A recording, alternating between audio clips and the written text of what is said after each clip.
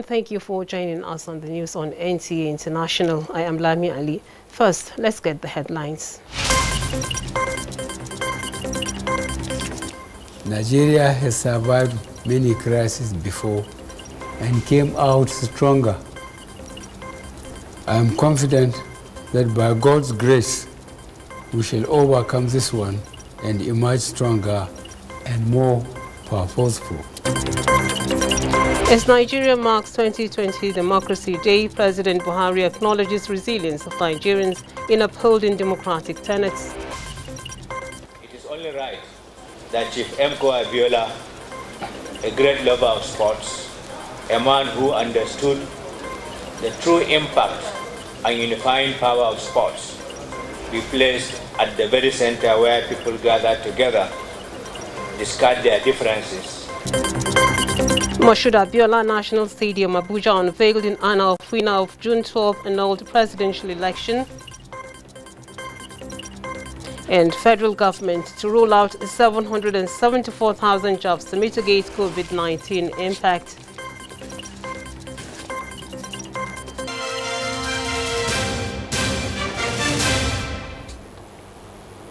Happy Democracy Day and thank you for joining us. President Muhammadu Buhari has acknowledged the resilience of Nigerians in upholding the democratic tenets. The president was speaking in a broadcast to mark Democracy Day. State House correspondent Jide Onifade tells us more. It is 1 year now that President Muhammadu Buhari, at the maiden June 12 Democracy Day, promised to frontally address the nation's daunting challenges, especially insecurity, the economy, and corruption. On this day of another celebration of democracy in the country, the president is here giving account of those promises he made. We have recorded notable achievements in the course of implementing our 9 priority objectives.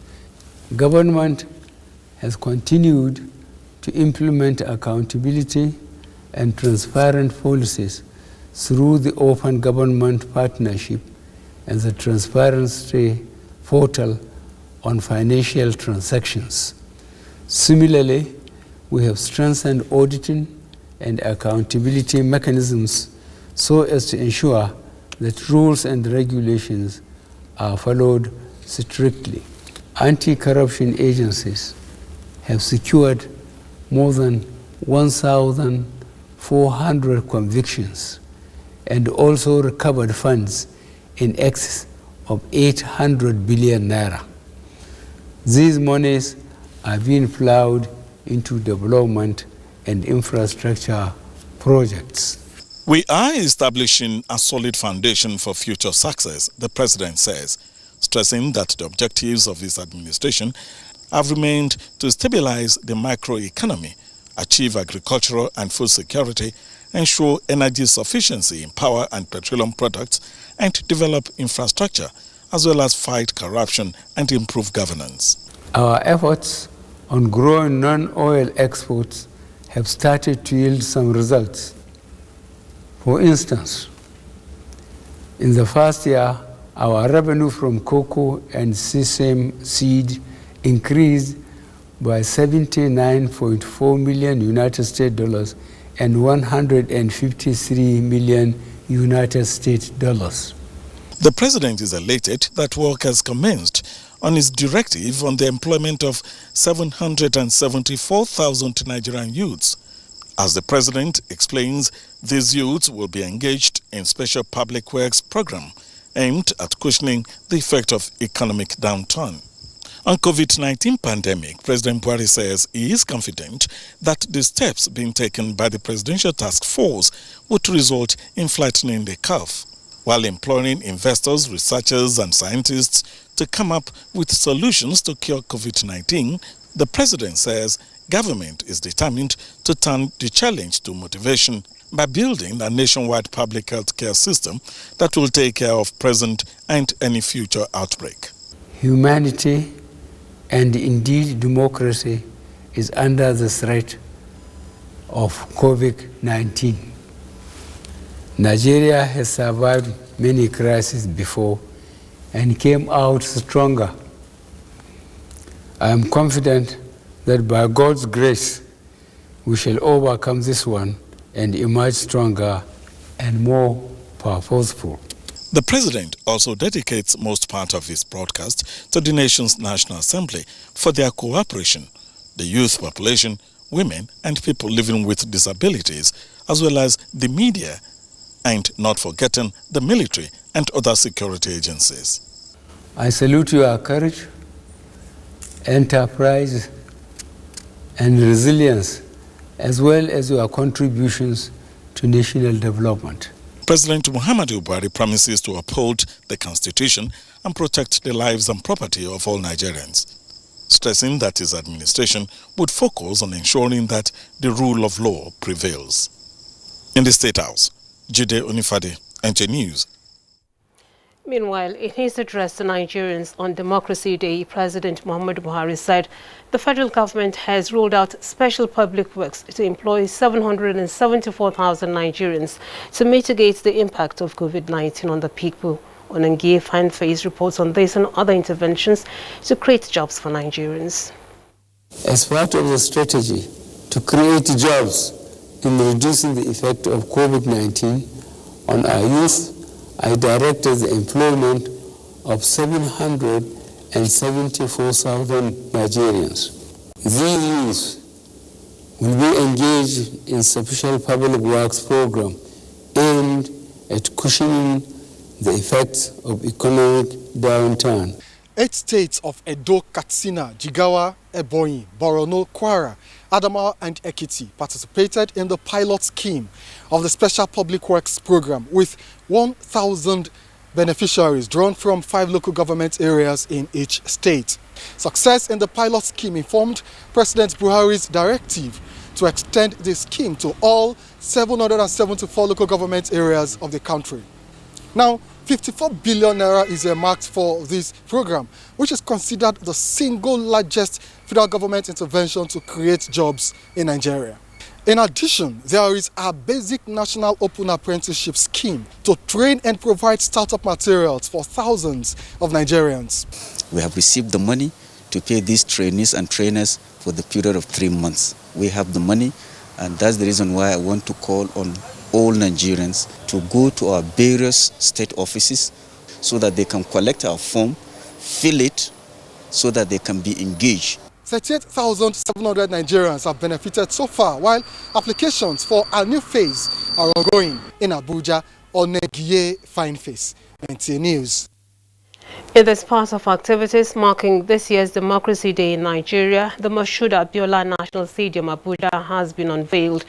The Abuja National Stadium was renamed after the winner of annulled June 12, 1993 presidential election, MQ Abiola, by President Muhammadu Buhari, to honor the late politician who contributed to the development of sports in the country. Minister of the FCT, Muhammad Musa Bello, represented President Muhammadu Buhari as the unveiling of the stadium. It's a signpost of the celebration of Nigeria's democracy.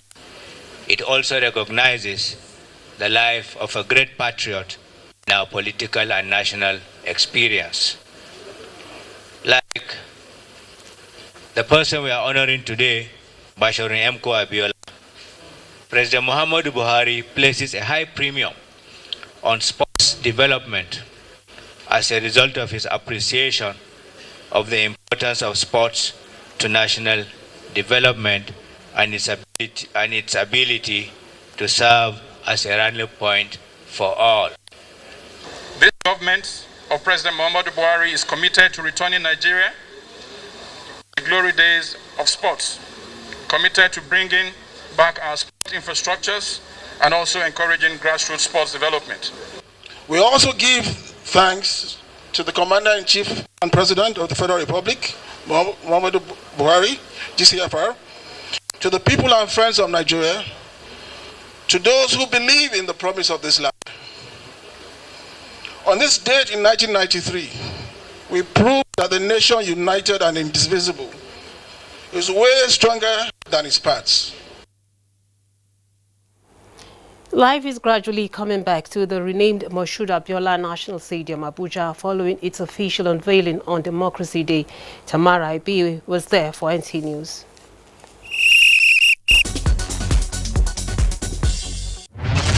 It's 1 year the National Stadium Abuja was renamed after late MKO Abiola for his contributions to sports development by President Muhammadu Buhari.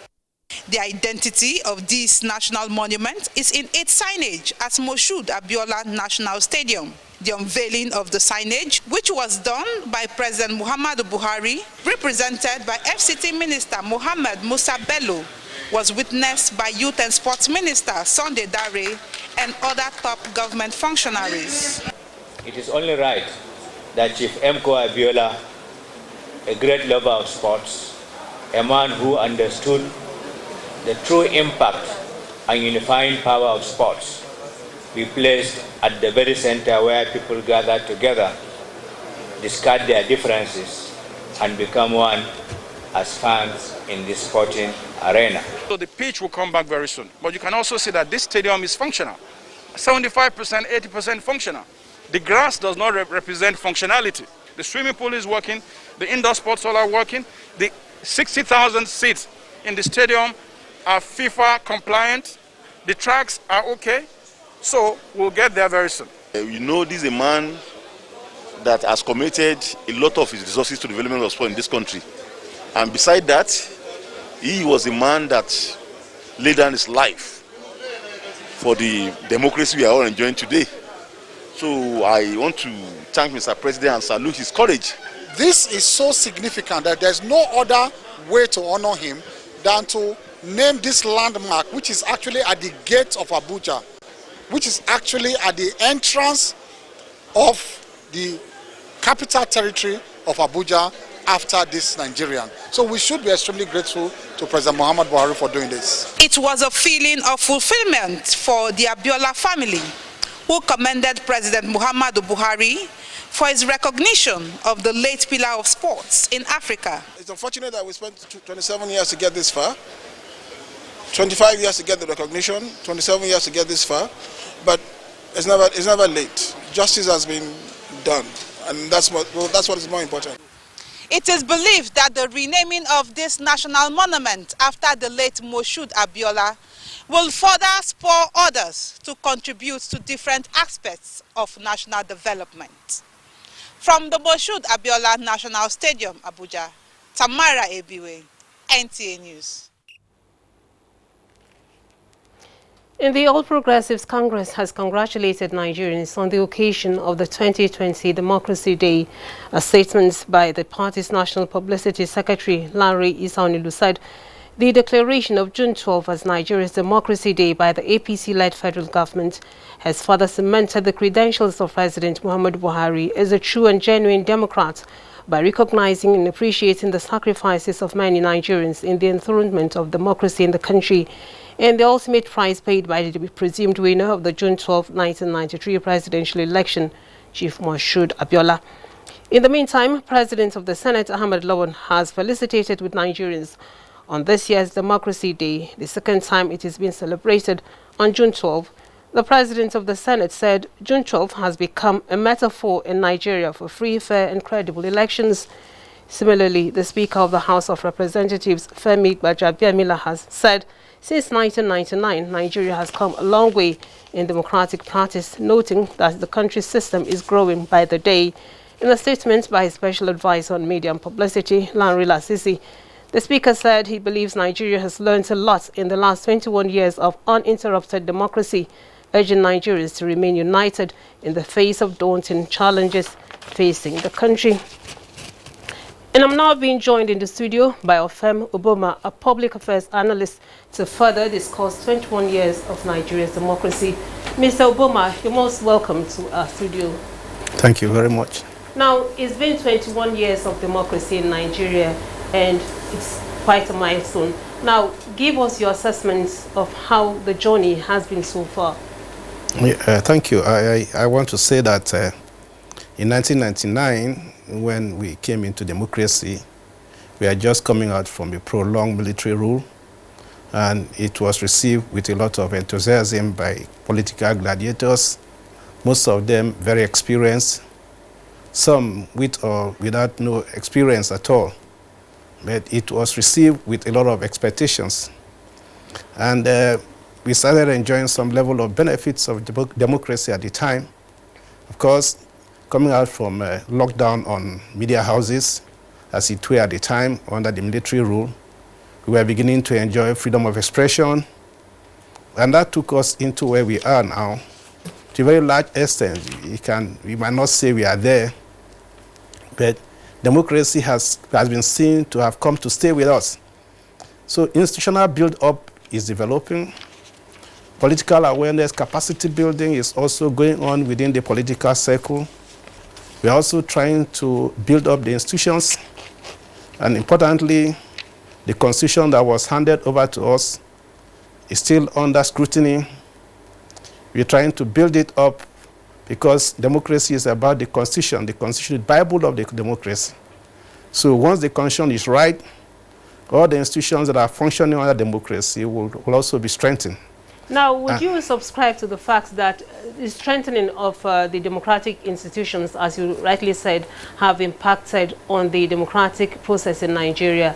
That is looking at the bigger picture. No, we cannot say it's perfect. It's evolving, actually.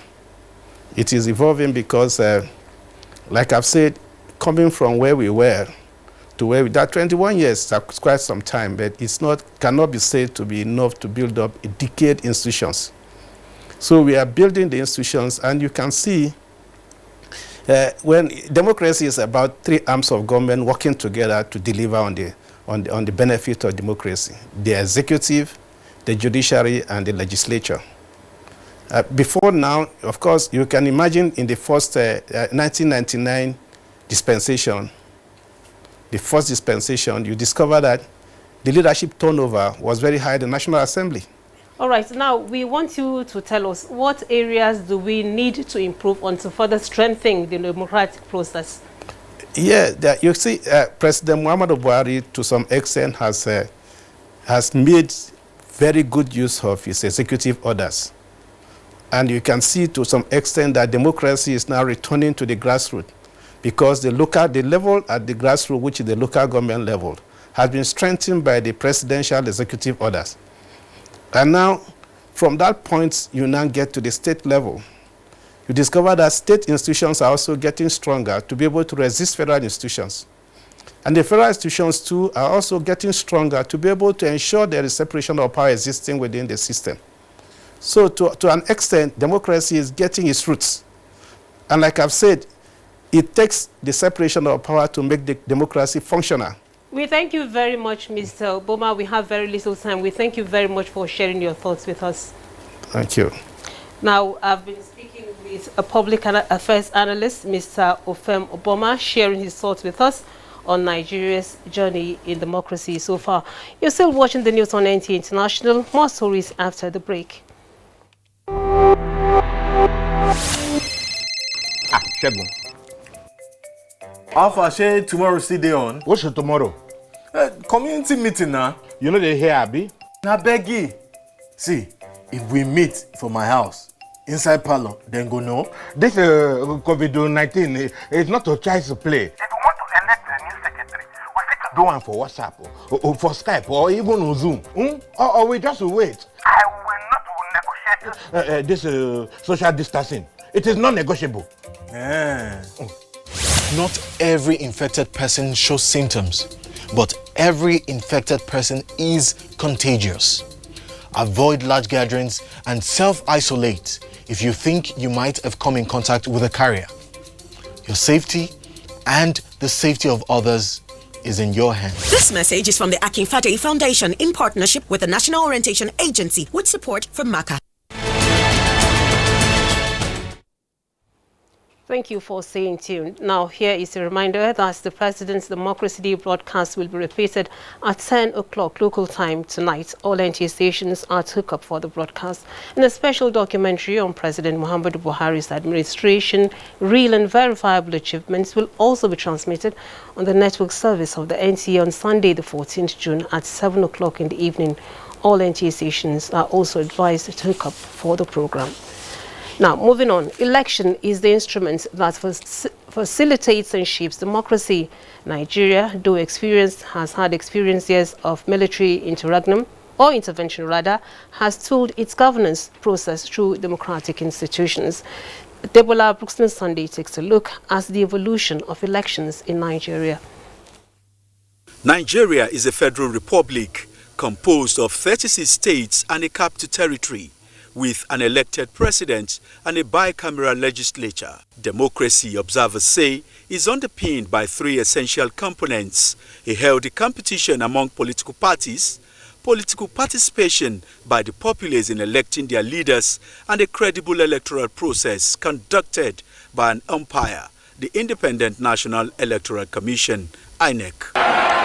The first general election in Nigeria was held in 1947, the first and only election to be conducted under the 1945 Constitution. The Second Republic, which became the main testing ground, brought with it a constitution that provided for various political parties. It gave room for 5 political parties to jostle for positions. In 1993, the then military government headed by General Ibrahim Babangida introduced two-party system: National Republican Convention, NRC, and the Social Democratic Party, SDP, that fielded the late MKO Abiola. In June that year, Nigerians went to the poll to actualize the democratic process. From 1999 till date, Nigeria has adopted several methods of election, such as open and closed ballot systems. What I find us doing is as it comes, we look at what is suitable for us and we do it. There are a couple of other things that has not been done, which of course it has to do with technology and getting some certain statistics right. INEC is thinking about electronic voting. The Electoral Act provides that any voter who is interested in voting will go to a particular polling unit, obtain that voting ballot paper, and then vote. Perhaps when the laws are tinkered with, we can think about electronic voting. 92, 93. In the present and enduring interest in a credible political and electoral process in Nigeria, analysts say Nigerians should support managers of its electoral system in order to churn out the best. Adebola Brookston Sunday, NTA News. Now, Edo State Governor Godwin Obaseki and 2 others aspiring to participate in the June 22nd APC Edo governorship primaries have been disqualified from participating in the exercise. The APC Edo 2020 governorship screening committee said those disqualified failed to meet the party's requirements. Salihu Abdullahi reports. Incumbent Governor of Edo State, Godwin Obaseki, Chris Ogewonye, and Matthew Iduroyekanwe have been disqualified. The APC governorship primary will now be a contest among Eze Yamo, Pius Odubo, and Osaro Obazi. Chairman of APC Edo Governorship Screening Committee, Professor Jonathan Ayuba, said those disqualified did not meet the party's requirements due to disparity in their documents submitted. Were deemed eligible to participate and 3 were deemed uneligible to participate. So the details, we received all the documents of those processes and we had to rely on the party constitution because it's stated clearly that all remedies should be carried through party process and party machineries. Most of these instances we give opportunity for if there are evidences that such has been done which has not been supplied. And this is one of the reasons that we've delayed, because there are certain documents that we requested, not even under oath. We wanted to give the opportunity that it should be supplied. Up to this afternoon, none of the document has been returned to us. So our decisions are based on what has been before us. So all these documents are attached, and all the references and all the authorities as I've cited are also attached. National Chairman of APC, Adams Oshomole, received the report and urged those affected to explore the Screening Appeal Committee. The Screening Committee report is still subject to the Appeal Committee, and the Appeal Committee will give opportunity to all those who have participated in this exercise to take advantage of the appeal if they have reasons to disagree with the findings of the committee. Governor Obaseki says he will not appeal his disqualification from contesting the forthcoming election in Edo State, describing the disqualification as unjust. In Abuja, Salihu Abdullahi, NTA News. Nigeria has continued to record daily increase in the number of coronavirus infections, just as a United States biotech firm announces readiness to test its vaccine against COVID-19 on 30,000 volunteers. Joyce Ometu is here with an update on the global health crisis.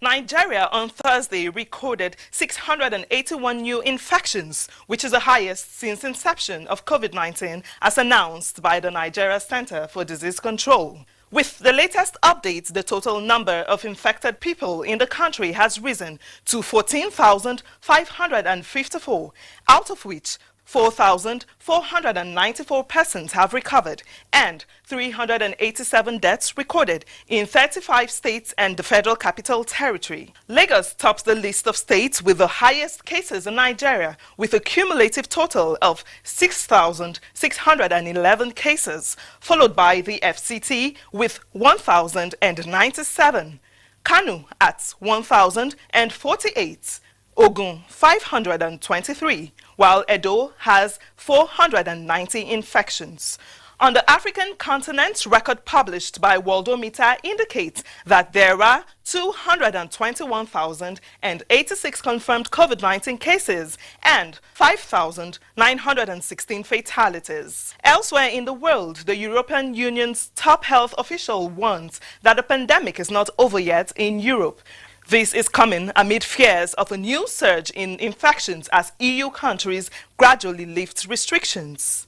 In another development, a vaccine against COVID-19 developed by the United States National Institutes of Health and a biotech firm, Moderna, will enter the third and final stage of its clinical trial in July.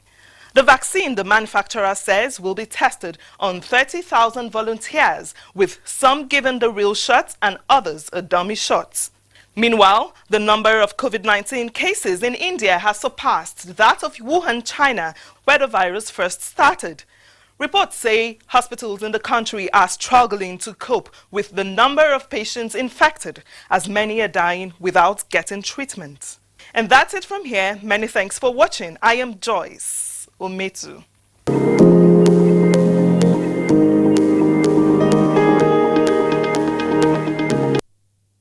And that also does it on the news at this time on NTA International. We thank you for watching. Happy Democracy Day and God bless Nigeria.